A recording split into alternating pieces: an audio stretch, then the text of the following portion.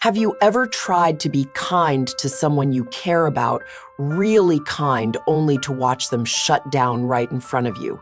Hey, you okay? I made extra food if you want it. Nah, I'm fine. You meant no harm, you weren't attacking them, you weren't demanding anything, but suddenly the connection isn't there anymore.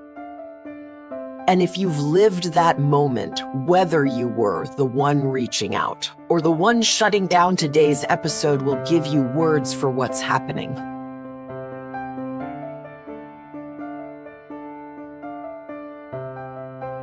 All right, let's circle back later. Mm-hmm.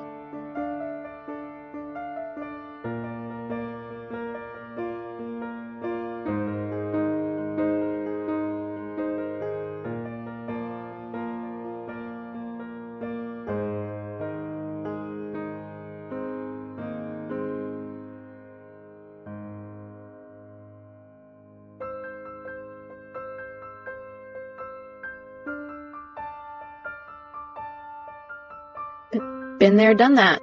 Total train wreck. My fails are on the house if you need them. Nah, I'm good. I'll figure it out. Because for many avoidant patterns, being seen doesn't land as comfort, it lands as pressure.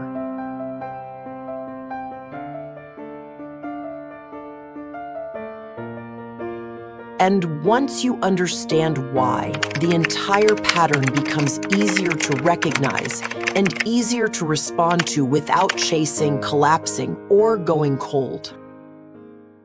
Hi, I'm Dr. Hippo.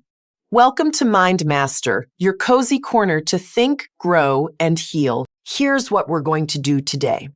First, we'll name what's happening inside the nervous system when closeness starts to feel real.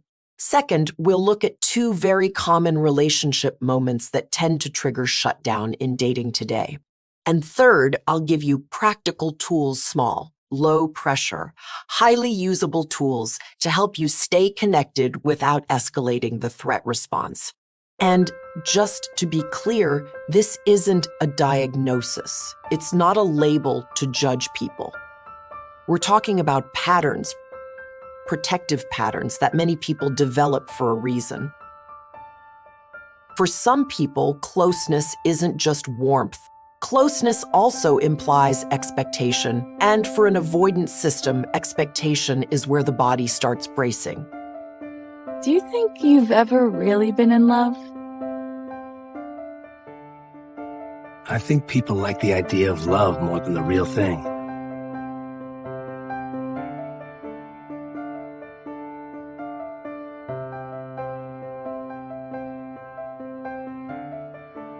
Because when someone truly sees you, the body can translate that into a series of risks, often before you've even found words.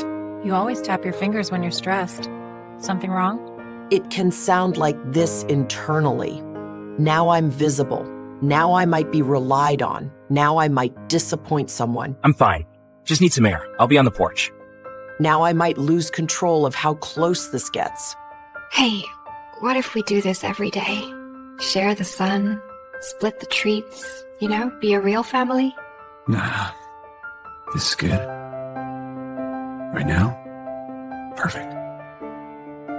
When control has been tied to safety for a long time, being seen can feel unsafe, not because they don't care, but because caring raises the stakes. And that's what many people miss. They assume distance means indifference.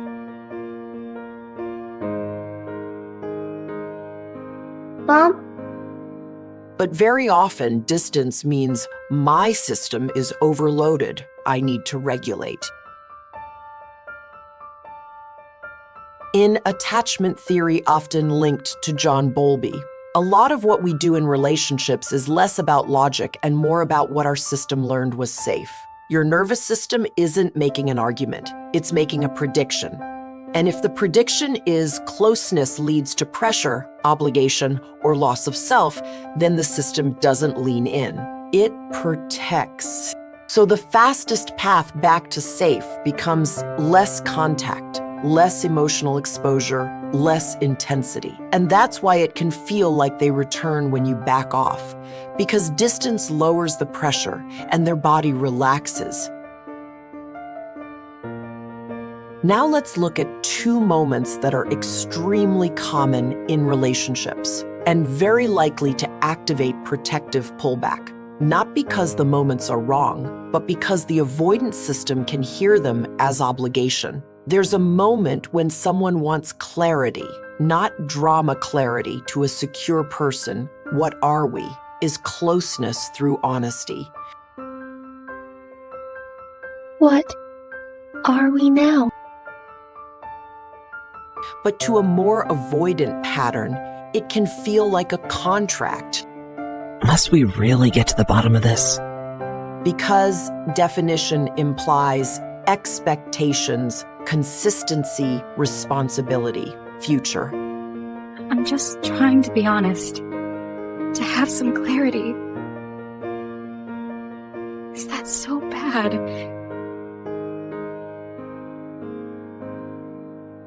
Isn't this already nice?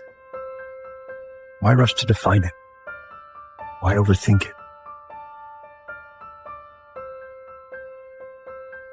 To me, clarity is closeness. Being honest about what we are. It's not about pressure. It's about feeling safe. But defining it means staying like this. It means thinking about the future. And that scares me. And if their inner story is closeness eventually costs me, they'll try to reduce the cost. Sometimes they don't even plan it. Their body simply shifts away from the pressure. They may become more neutral, more practical, more distant. There's also the moment where closeness becomes less performative. Oh, wow. Honey, guess what? I got promoted. The email just came. What? Are you serious? Senior design consultant. It's official. That's amazing. I'm so proud of I can't believe it. You earned every bit of it. We've been keeping it low-key, but now that you got this amazing news, shouldn't we tell our friends? Make it official? Official? Wait, isn't this nice just as it is? It's nice, but it could be more. More real, more witnessed. And for some avoidant patterns, that moment triggers a fear like, I'm going to lose myself here, even if they care, even if they genuinely like you, even if they want love. Here's a simple way to say it. When the need for belonging clashes with the need to feel safe, some people protect safety first, even if they want connection. That's the inner conflict. They want connection. They also brace for impact. They don't live in indifference. They live in an in-between. I'm Dr. Hippo, your friendly mental health buddy walking right beside you. If today's topic resonated with you, don't forget to hit that subscribe button. Until next time, take good care of yourselves.